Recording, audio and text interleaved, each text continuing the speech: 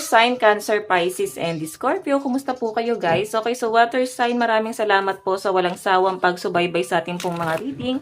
And paalala lang po na ang reading po natin ay general reading lamang. So maaari po kayo guys makarelate.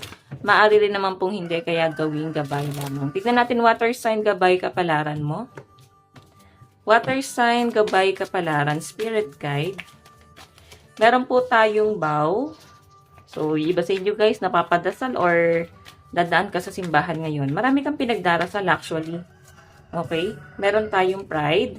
So guys, try nyo rin daw guys kontrolin ang inyong trigger. No? Ayan, no? Kakasabi ko lang trigger, di ba? Sabihin, may mga bagay na nagpapatrigger sa inyo, nagpapagalit. So, hindi mo makontrol. Umiiksi yung pasensya ng mga water signs sa pinapakita sa akin dito guys. And nandun sa point na para bang yung iba rin sa inyo, maaaring meron kang pinagdadaanan. Pero nakikipagpataasan ka ng pride. Ayan, meron tayo dito guys, conflict. Siguro itong conflict na to guys, hindi mo yan masyadong, para bang ayaw mo siyang tignan. Okay? Or pwedeng, baka gusto mong humingi ng tulong dito sa taong to, pero iniisip mo na baka mag-away lang kayo, pagtalunan nyo lang. So, mahanap ka ng tiyempo rito, water sign. Okay? Or pwedeng may hingi ng tulong sa inyo, pwedeng advice or pabor, pwedeng may makikipagkasundo sa inyo, may magre-reach out pa rin sa inyo guys kahit na galit kayo sa taong to.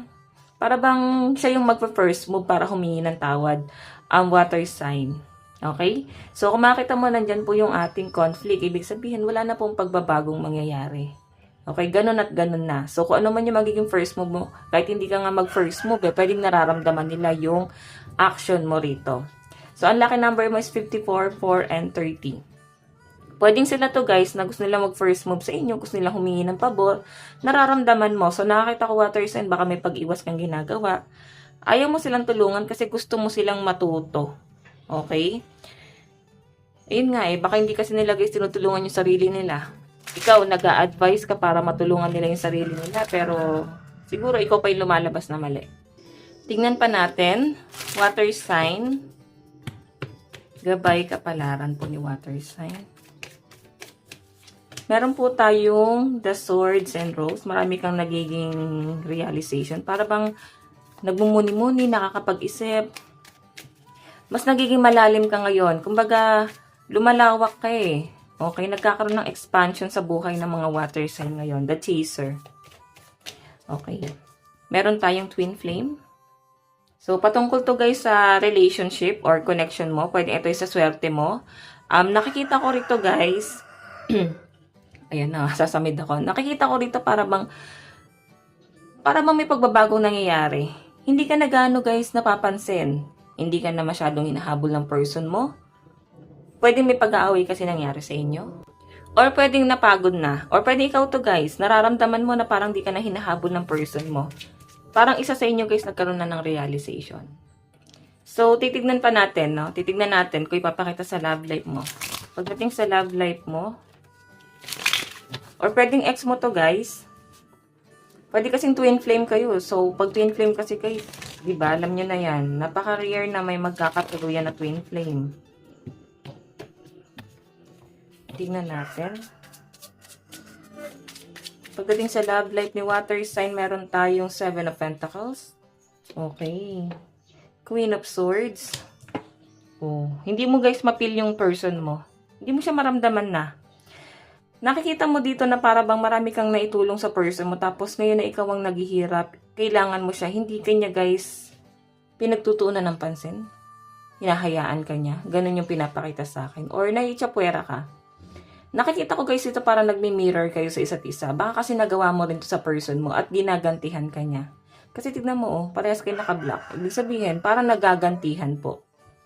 Okay, kung pinaramdam mo sa person mo yun, ginagawa rin sa inyo. Or pwedeng person mo guys, ginawa sa inyo yung gano'n na para bang inaiitsapwera. So, ikaw, ginagawa mo rin sa kanya. Ayan, so namatay yung namatay yung video. Okay, so ayun nga guys, nagmi-mirror po May gantihan. Ngayon guys, nagbibilangan ng mga nagawa Tignan mo yung person, or pwede ikaw to na nagiging matalino, tapos si person, nangungulila. Siguro guys, itong person mo, sa pinapakita sa akin, Pwede kasi water sign na marami ka nang na-realize na kung ikaw to na maraming nagiging realization, no? Marami kang nare-realize na para bang ang love, napakahirap water sign, para bang intindihin.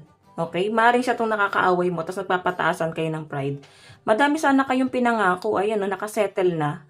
Pero ang problema guys, merong isa rito na hindi nag-e-effort. Okay? Pwede ikaw to o yung person mo. Yung iba naman sa inyo guys na single, siguro matagal na kayong single at para bang mas nagiging matalino ka, masaya ka naman ng nag-iisa. Seven of Pentacles, ayan ang pinagtutuunan mo ng pansin ngayon. Ang inyong kaperahan. So, tignan natin guys pagdating sa inyong kaperahan. Kaperahan po ni water sign.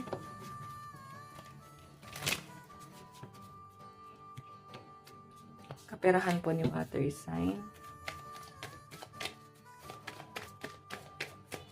Meron po tayong, wow, the sun. Meron tayong the star. Actually, guys, ito ha, nag-aantay ka pa ng result. Or pwedeng nag-apply ka ng trabaho. Inaantay mo kung matatawagan ka dun sa in-applyan mo. Yung iba naman sa inyo, guys, sa pinapakita sa akin dito, maaaring may opportunity na paparating, pero hindi mo pa yan, guys, nakikita kasi inaantay mo pa siya. Okay? So, merong magandang mangyayari sa inyo. Pwedeng hindi pa siya, guys, ngayong month na to. Baka third quarter or sa mga susunod na mga buwan pa to. Okay? May nakita ako dito na nag-aantay ka. May email, ayan, message, tawag. So, hindi pa siya dumarating, guys. Ang dami mo na, guys, plano. So, kailangan nyo rito, water sign, is isettle. Kumbaga, once na dumating na yung opportunity, kailangan nyo is magpundar, no? Maaring may paghihirap na nangyayari sa inyo.